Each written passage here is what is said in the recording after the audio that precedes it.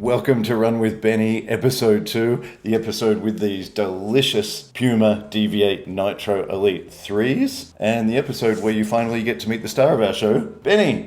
Hello, Benny. Benny, what have you been up to today? Parkrun. We have done Parkrun, haven't we? Before we talk about today's Parkrun, let's talk about last week's Parkrun. How did that go? Not so well. I had cold legs the whole run. You had cold legs? Yeah, What did we do for a warm-up last week? just a few stretches. Yeah, we That's did maybe a 30-second run and a few stretches, didn't we? Yeah. Okay, so we decided that was a bit of a problem. So this time, what did we do? This morning, what did we do? We did a 5-minute run, like 1 kilometer. Which is a lot more of a warm-up, isn't it? Mm-hmm. So how did this morning's run go? A lot better. I got a new best time. A new PB? Yeah. What was your old PB? 20 minutes, 43 seconds. And what is your new PB?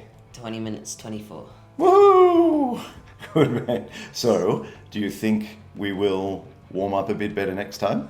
Yep, And actually, Mum and your big brother Sam joined us on the warm-up run as well for some of it, didn't they? they did indeed. Was that good? Yeah. Did it work for your big brother Sam? Who won? Me. You beat him? Yeah. Okay.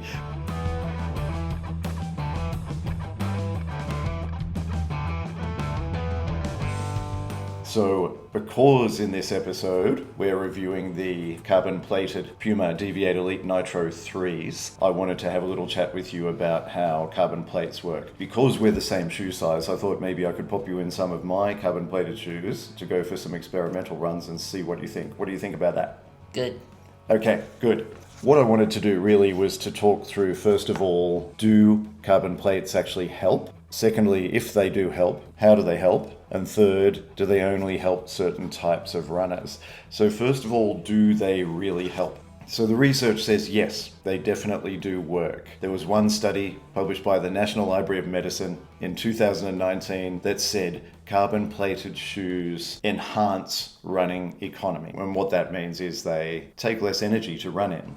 But they didn't say exactly how much. Then another study, which was published by the Sports Medicine Journal, said that carbon-plated running shoes like these reduce the energetic cost for runners by about 4%. So what it means is to run the same speed over the same distance, a runner wearing carbon-plated shoes will use 4% less energy, 4% less oxygen, etc. Yeah. So you can go faster.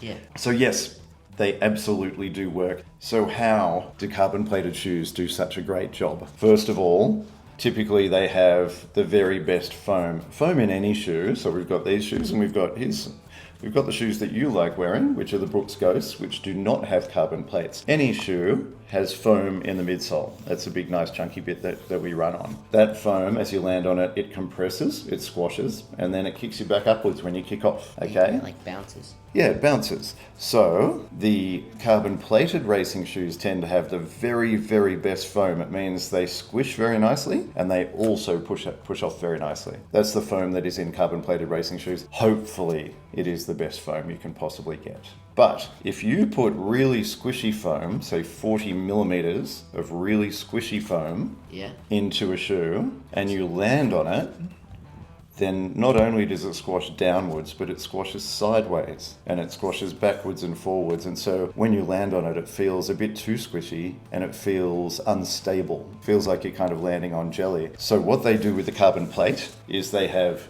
2 layers of this really nice foam, and in between it they have a carbon plate running through, and what that does is it holds the foam together, so Yeah. It makes it less like jelly and more like very straight, stable, squishy experience. That makes sense? It also makes the shoes super stiff. So if you grab this one, put your hands either side, see if you can bend the shoe.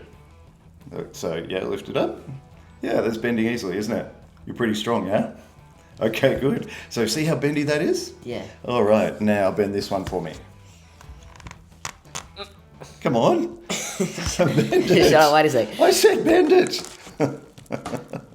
Okay, so see how much stiffer a carbon-plated shoe is? Yeah. What that does is it takes a lot of the strain off your Achilles and off your calf muscles. It does a lot of the work for you essentially. It keeps everything in line.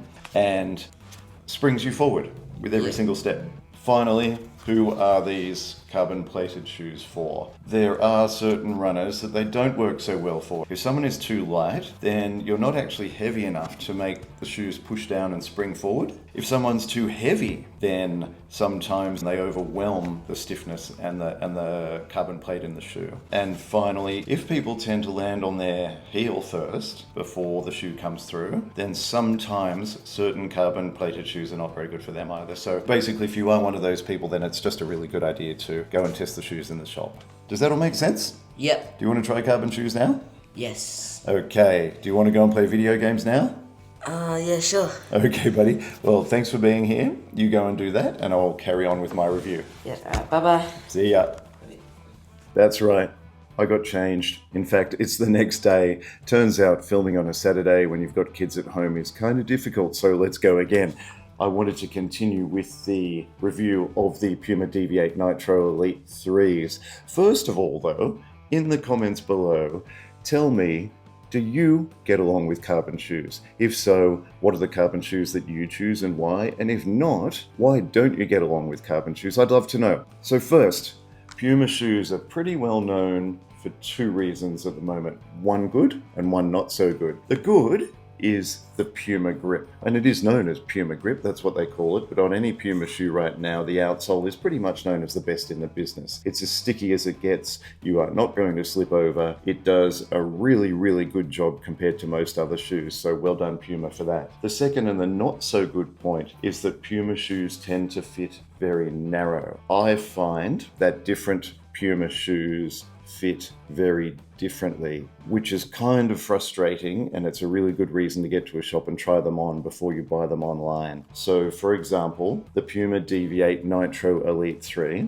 these race shoes, fit me in my size with my relatively broad foot absolutely perfectly. It's as if they're actually made for my feet.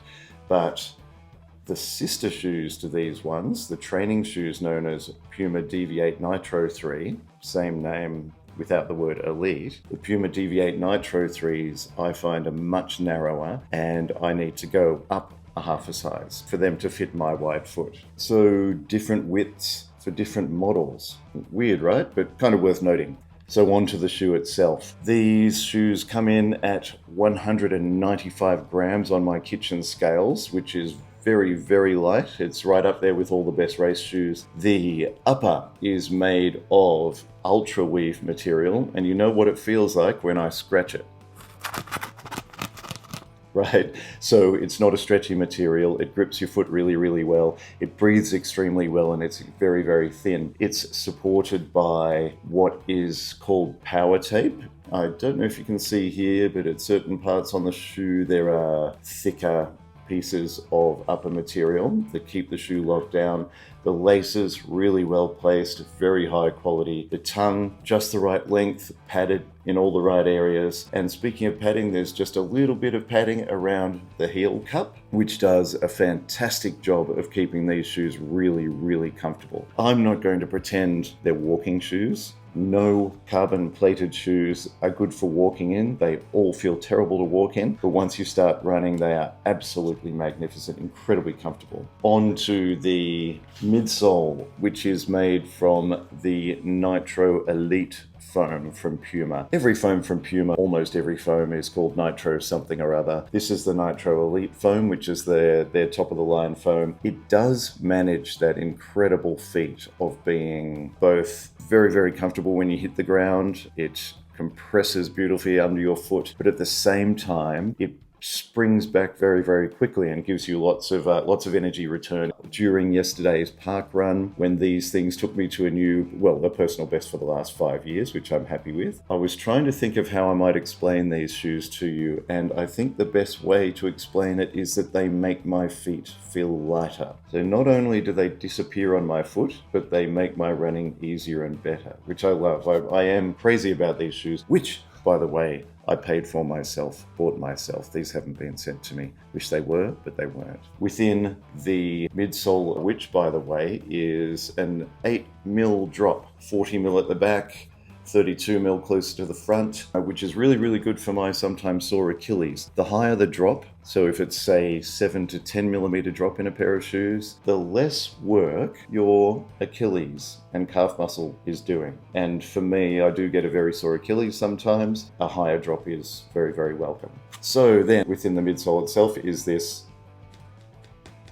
what they call Pwrplate. That is the carbon fiber plate that runs the entire way through the shoe and keeps everything together so nicely. You've probably realized already, but I am unashamedly crazy about these shoes. I have for a long time run in a number of different carbon plated shoes, everything from fast 5-kilometer runs to half marathons and a couple of full marathons as well. They've all been in carbon plated shoes. These ones are the best I've tried so far. Some of the others, by the way, I've tried the Hoka Rocket X1. I didn't like them at all. The foam in them just didn't cut it. You can't just put a carbon plate in a shoe and make it a great shoe. The foam has to be a really good foam as well. However, the Hoka Tecton X2, my favorite trail shoe in all of history, which I still run in. Also, when I was in Japan a couple of years ago, discovered these Asics S4s. At the time, this was a Japan exclusive shoe. So when I was in Tokyo and I found it, of course I had to buy a pair. I got home, took it for a couple of runs, hated it. It's why it looks so new and fresh right now, even though it's 3 or 4 years old. I've had it out for maybe 4 runs and I just didn't get along with it. However, Asics Metaspeed Sky, another story altogether. One of my absolute favorite running shoes. These will always be in my stable, an absolutely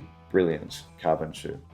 So I wanted to end this episode with a quick little story about how it was that I realized the value of carbon shoes. I was training for my first ever marathon about 4 years ago. I was up to the long distance training part of the plan. The marathon was in maybe 3 or 4 weeks' time. I had 2 33-kilometer runs to do on 2 consecutive weekends. On both weekends, I did those 33-kilometer runs along the same route. I had the same dinner the night before. I wore the same clothing. I took the same gels as fuels. The weather was the same both weekends. These were both essentially identical runs, except on the first weekend, I wore a pair of carbon-plated race shoes. I got through that 33-kilometer run at the pace I wanted to do. I'm not going to say it was easy, but I got through it relatively comfortably, and for the first time in my life, I thought I can finish a full marathon. I was feeling quite confident about the idea. The next weekend, I did not wear carbon-plated running shoes. I wore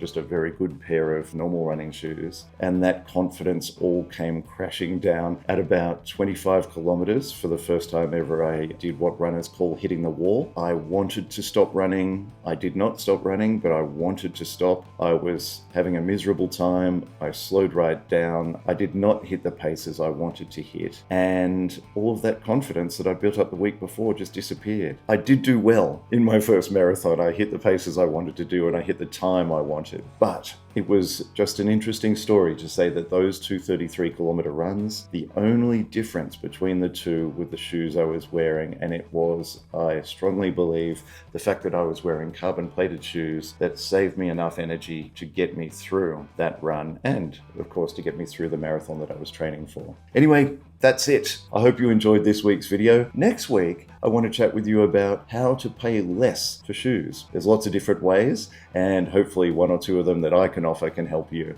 We'll see you next week.